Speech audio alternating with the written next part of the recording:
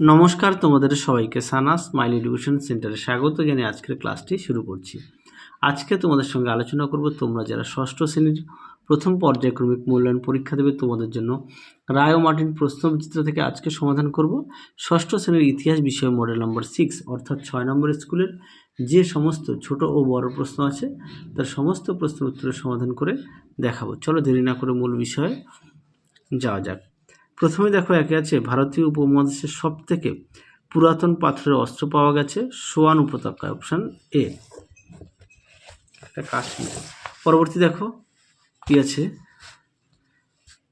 রাজস্থান না কাশ্মীর। আচ্ছা, দুই দেখো আদিম মানুষের বসতির চিহ্ন পাওয়া গেছে রাজস্থানের বাগরে, অপশান এ।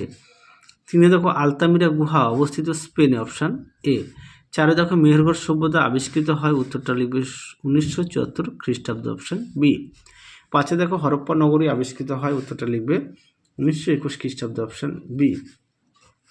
ছয় দেখো মহেঞ্জোদারো নগরী আবিষ্কৃত হয়, উত্তরটা লিখবে 1922 খ্রিস্টাব্দ, অপশান সি। পরবর্তী দেখো এক কথায় উত্তর দাও, একে আছে যার প্রশ্নমান 1 দক্ষ মানুষের বৈজ্ঞানিক নাম কি, উত্তরে লিখবে হোমো হাবিলিস। দুই দেখো বুদ্ধিমান মানুষের বৈজ্ঞানিক নাম কি, উত্তরে লিখবে হোমো সেপিয়েন্স। তিনে দেখো হরপ্পা কোন যুগের সভ্যতা, উত্তরটা লিখবে প্রায় ইতিহাস যুগের সভ্যতা। চারে দেখো হরপ্পা সভ্যতার একটি বন্দর নগরীর নাম লেখো, তোমরা লিখবে লোথাল। মহেঞ্জোদারো লিখতে পারো। আচ্ছা, তারপরে দেখো এফ কাদের বলে, এটা পাঠ্য বইতে পেজ নাম্বার 17 পেজে পেয়ে যাবে। দেখো এফ কাকে বলে, এখান থেকে এই পর্যন্ত পড়ে নিয়ে লিখবে। পরবর্তী দেখো কি আছে, আলতামিরা কেন বিখ্যাত, দেখো প্রশ্ন উত্তর।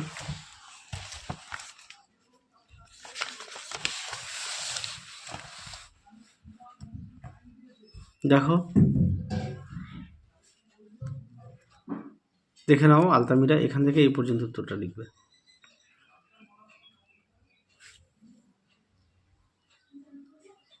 পরবর্তী প্রশ্ন দেখো তিনে সিটাডেল কি, দেখো প্রশ্ন উত্তর সিটাডেল, এখান থেকে এই পর্যন্ত উত্তরটা লিখবে।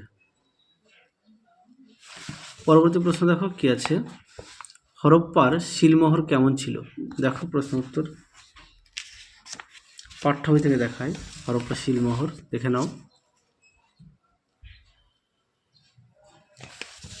পরবর্তী দেখো চারের একে পুরাতন মাঝের ও নতুন পাথরের যুগের সময়সীমা লেখো, সময়সীমাটা শুধু চেয়েছে, দেখো প্রশ্নের উত্তর, দেখে নাও। দেখো সুন্দর করে দেওয়া আছে, হ্যাঁ, এটা হচ্ছে পুরনো পাথরের যুগ সময়সীমা এখান থেকে এই অবধি, নতুন পাথর মাঝের পাথরের যুগ এখান থেকে এই পর্যন্ত, আর নতুন পাথরের যুগ এখান থেকে এই অবধি লিখবে, শুধু সময়সীমাটা চেয়েছে। পরবর্তী দেখো সংস্কৃতি ও সভ্যতা কাকে বলে, দেখো প্রশ্নের উত্তর, দেখে নাও, সুন্দর করে দেওয়া আছে, তোমরা অবশ্যই পড়ে নিয়ে লিখবে। পরবর্তী দেখো কি আছে, মেহেরগড় সভ্যতার সময়সীমা কি ছিল, দেখো প্রশ্ন উত্তর।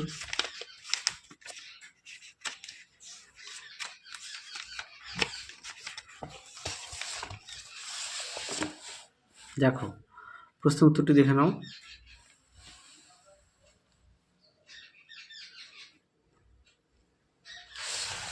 পরবর্তী দেখো কি বলেছে, হরপ্পা সভ্যতা কিভাবে ধ্বংস হয়েছিল, দেখো প্রশ্ন উত্তর, দেখে নাও উত্তরটি।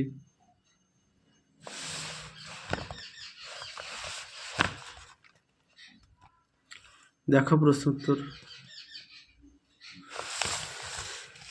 পরবর্তী দেখো 5 দাগের যে কোনো দুটি প্রশ্নের উত্তর দাও, একে আছে আদিম মানুষের জীবনযাত্রা কেমন ছিল, দেখো প্রশ্ন উত্তর, দেখো উত্তর।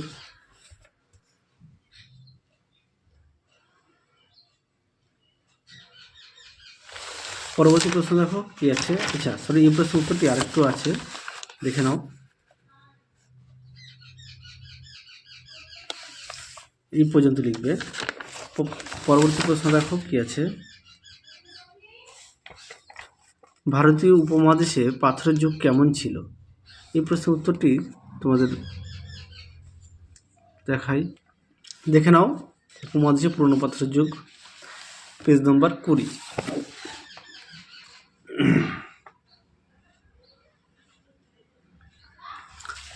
এই প্রশ্নের উত্তরটি এই পর্যন্ত লিখবে। পরবর্তী দেখো, হরপ্পা সভ্যতার নগর পরিকল্পনা কেমন ছিল? দেখো উত্তর।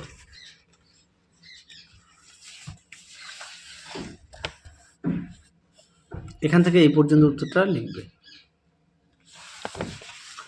পরবর্তী দেখো, হরপ্পা সভ্যতার শিল্প, বাণিজ্য ও ধর্ম বিষয়ে সংক্ষেপে লেখো।